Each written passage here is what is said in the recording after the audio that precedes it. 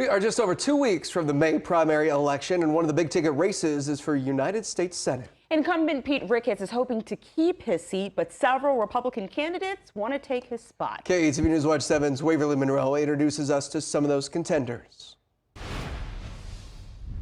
In the Nebraska primary, there are 5 Republican candidates for U.S. Senate, including incumbent Senator Pete Ricketts, as well as some newcomers, all vying for your vote to advance to the general election in November.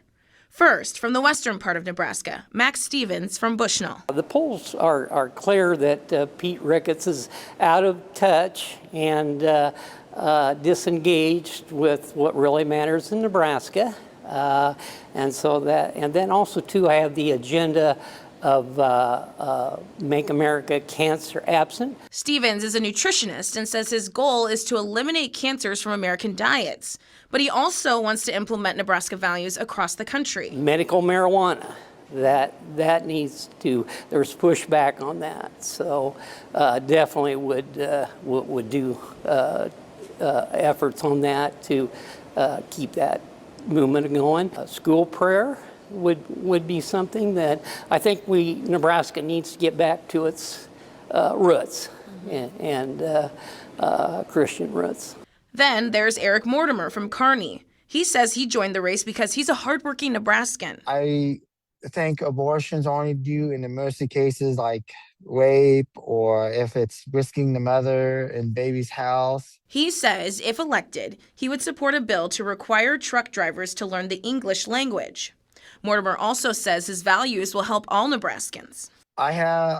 With the trans stuff, I have a friend that's a trans.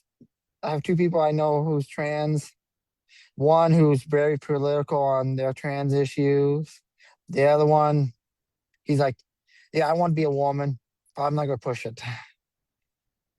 But I do believe that men we should regulate or not allow men in the locker room, because you can get some of the pedophiles exploiting that law. Todd Nobles from Lincoln. His slogan is to make America normal again. It would be strange if a country this big, this large, did not have very big differences as to how we think we should be governed. That's all normal. But what is not normal is for me to think you're evil, you're Satan incarnate because you don't agree with me, and to try to demonize you. He wants to repeal Section 230 of the Communications Decency Act, which, according to Congress.gov, provides limited federal immunity to providers and users of interactive computer services. He says that law harms youth. When you start to disseminate information to a very large number of people, you're a media company. It's just another development. We start off with paper, then radio, then TV, and now the internet is another way of distributing content.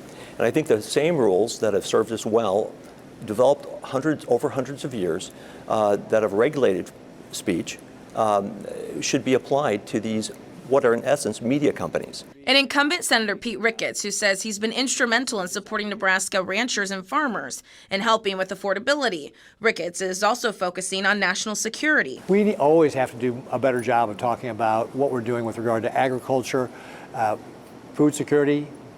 That is national security. And that's one of the things I always say, and so we've really got to work on that. And then getting people to do educated on the fact that when you're talking about biofuels, that things like ethanol will help save consumers money at the pump. I saved 55 cents a gallon at Hy-Vee the last time I filled up with a 10% blend of ethanol. Ricketts also denies putting a plant in the Democratic Party race and points the finger at independent Senate candidate Dan Osborne. If there's anybody who's trying to interfere with the elections, it's Dan Osborne. Mm-hmm. And you're not scared of Dan Osborne? We're taking Dan Osborne very seriously, but I am not afraid of Dan Osborne because we're going to run a tough race. The last Senate candidate is Republican Deb Axtell Schultz. KETV could never get a concrete time to interview Axtell Schultz and is unaware of any campaign website with more information. Reporting in Omaha, Waverly Monroe, KETV Newswatch 7.